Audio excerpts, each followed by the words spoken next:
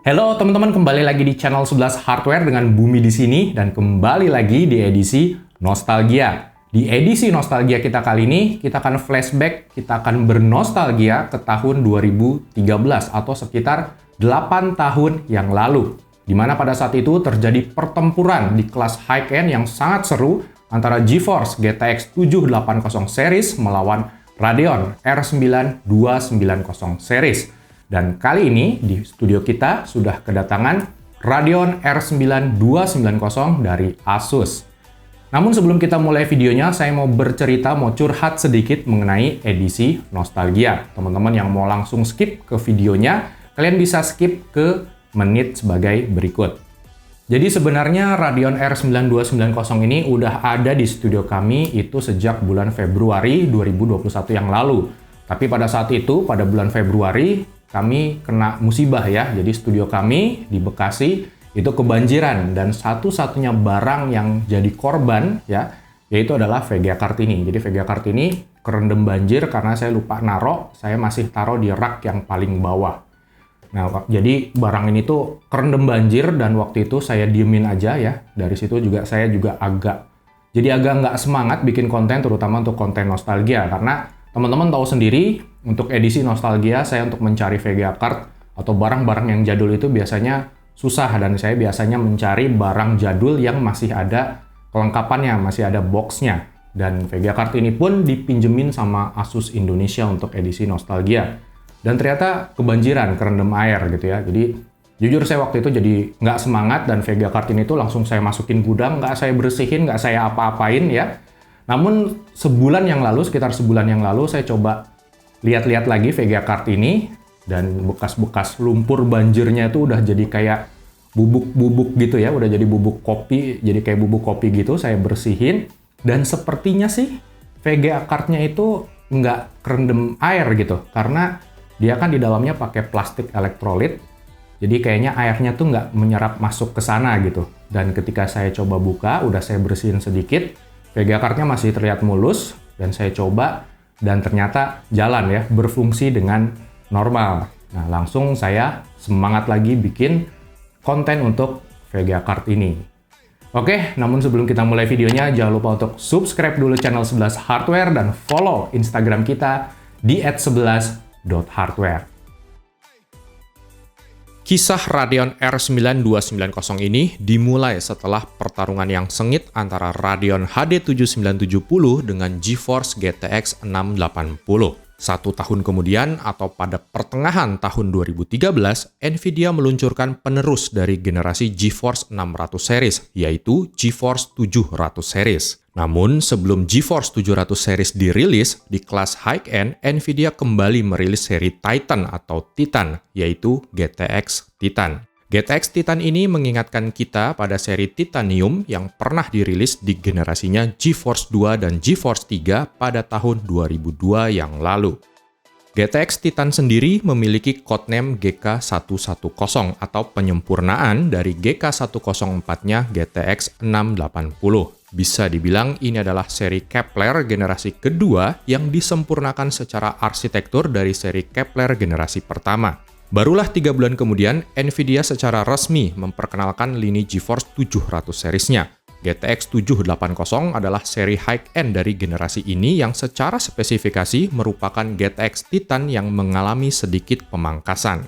Selama hampir 5 bulan lamanya, GTX Titan dan GTX 780 bertahta. Kedua VGA card tersebut menjadi single VGA card tercepat yang pernah ada di dunia.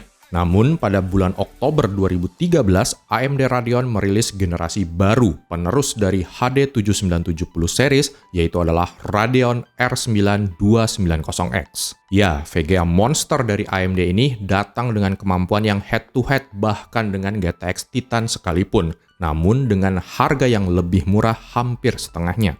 GTX Titan sendiri dibanderol di $1.000 dan GTX 780 berada di $650, sedangkan R9 290X datang dengan harga hanya di $550. Berkat kemunculan R9290X tersebutlah, Nvidia kemudian tak mau kalah. Nvidia langsung merilis GTX 780 Ti yang merupakan full power dari GK110-nya GTX Titan. GTX 780 Ti menggunakan full 15 blok SMX, di mana GTX Titan hanya menggunakan 14 blok saja. Kemunculan GTX 780 Ti ini secara langsung menobatkannya sebagai single VGA card tercepat di dunia menggantikan GTX Titan. GTX 780 Ti hadir dengan harga di $700 dan Nvidia menurunkan harga GTX 780 dari $650 menjadi ke $500 atau $50 lebih murah dari R9290X. Untuk itulah AMD meluncurkan Radeon R9290 polos di harga $400 untuk mengcounter penurunan harga dari GTX 780. Pertempuran di kelas high-end pada tahun 2013 ini sangatlah menarik. Baik Nvidia dan AMD saling merilis produk baru dan saling perang harga. Sayang, fenomena seperti ini tak terjadi lagi di tahun-tahun berikutnya, bahkan sampai dengan saat ini. Boleh saya bilang, R9290X versus GTX 780 Ti adalah pertempuran kelas high-end terakhir yang paling seru dibandingkan dengan generasi-generasi setelahnya. Radeon R9290 yang ada di studio kami ini adalah R9290 besutan Asus. Dulu seri yang terkenal adalah seri DirectX CO2. Di atas seri ini sebenarnya masih ada seri ROG Matrix Platinum, namun kalau tidak salah hanya ada di serinya R9290X saja. Untuk kelengkapan pada boxnya sendiri hanya berisi speed setup guide, DVD driver, dan kabel power converter saja. Tidak semewah packaging dari seri Asus R9290X-nya. Seri DirectX CO2 atau seri non-reference card seperti ini sebenarnya sangatlah ditunggu, karena desain reference dari AMD untuk R9290 series dulu cukup berisik dan panasnya bisa mencapai 90-an derajat Celcius. Asus membekali seri DirectX CO2-nya ini dengan dua buah kipas berdiameter 92 mm. Pada bagian bawah, Asus juga menyiapkan backplate untuk membuat kartu grafis ini lebih rigid dan kokoh. Di bagian konektivitas, kita masih melihat adanya dua buah slot dual-link DVI-D, satu buah slot HDMI, dan satu buah slot DisplayPort. Secara spesifikasi, R9290 DirectX CO2 ini menggunakan clock yang lebih tinggi dari R9290 reference, bahkan menyamai clock speed-nya dari R9290X, dan menaikkan memori frekuensi dari 1250 MHz menjadi 1260 MHz. R9290 series menggunakan arsitektur GCN 1.1 atau versi penyempurnaan dari GCN generasi pertama yang terdapat pada HD7970. VGA card bercodename Hawaii ini juga mengoptimalkan performanya dari sisi memori bandwidth-nya. Jika HD7970 memiliki 3 GB memori dan 384 bit buswidth, maka di R9290 series ini AMD menambahkan lebar datanya menjadi 512 bit buswidth, sehingga VRAM dapat meningkat ke 4 GB dan memori bandwidth dapat menyentuh 320 GB per second. Untuk mendapatkan 512 bit buswidth, AMD harus menaruh 16 buah memori chip pada PCB-nya, di mana masing-masing memori chip tersebut dapat memuat 32 bit buswidth dan 256 MB VRAM. Jika kita bandingkan dengan VGA card zaman sekarang, satu buah memori chip pada sebuah RTX 30 series bisa memuat 1 GB VRAM atau bahkan 2 GB VRAM.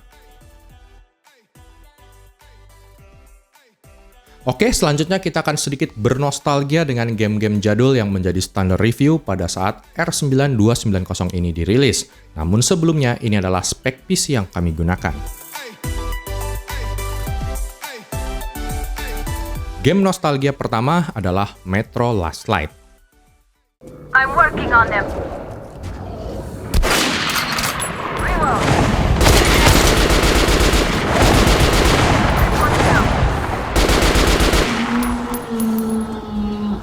That helm was bad luck. Get ready for more. Another 3. Let's do it. Watch out. Game ini merupakan kelanjutan cerita dari Metro 2033 yang dirilis tahun 2010.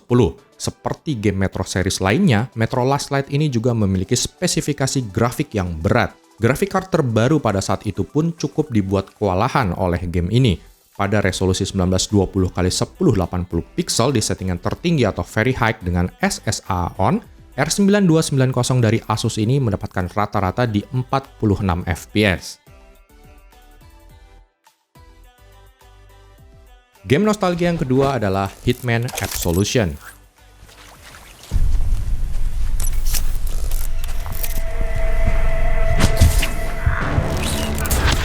Clean kill. Remember to hide the body. Bodies left in plain sight will alert your enemies.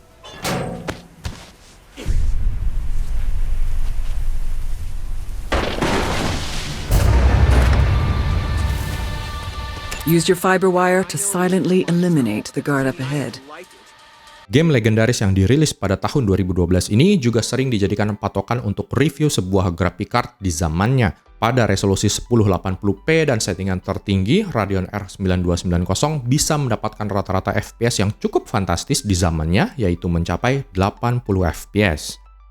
Di game ketiga adalah Tomb Raider 2013. Ini adalah game yang dulu cukup heboh karena memiliki fitur khusus besutan AMD, yaitu adalah Trace FX. Trace FX ini hanya tersedia di settingan Ultimate, dan teknologi ini mampu membuat rambut dari Lara Croft terlihat begitu nyata, namun dapat menurunkan FPS hampir 50% dari settingan di bawahnya, yaitu adalah settingan Ultra. Alhasil, Radeon R9290 mendapatkan rata-rata FPS yang cukup tinggi, yaitu menyentuh 84 FPS.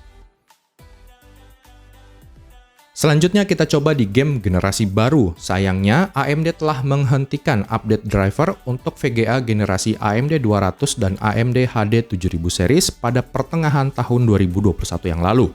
So, untuk game-game terbaru semester 2 2021 ke atas, R9290 series bakalan tidak berjalan optimal. Untungnya di game Shadow of the Tomb Raider keluaran tahun 2018, Vega Card ini ternyata masih menunjukkan tajinya dengan mendapatkan rata-rata FPS yang cukup fantastis di settingan medium di resolusi 1080p. Sang monster dari tahun 2013 ini dapat menyentuh rata-rata di 64 FPS. Lalu di game kedua adalah Dirt 5 yang dirilis pada tahun 2021. Radeon R9290 yang sudah berumur 8 tahun ini juga ternyata masih mumpuni menjalankan game ini di settingan medium. Rata-rata FPS-nya juga cukup menggembirakan dengan mencapai 52 FPS. Oke, itulah nostalgia kita bersama sang monster yang dilahirkan AMD pada tahun 2013 yang lalu. R9290 adalah lawan bagi GTX 780 yang mendapatkan pemotongan harga karena kemunculan R9290X. Semoga pertarungan seru 8 tahun yang lalu ini bisa terjadi lagi di tahun-tahun mendatang. Jangan lupa untuk dukung terus channel kami 11 Hardware dan follow Instagram kami di @11.hardware. Sampai jumpa di edisi nostalgia kita yang berikutnya.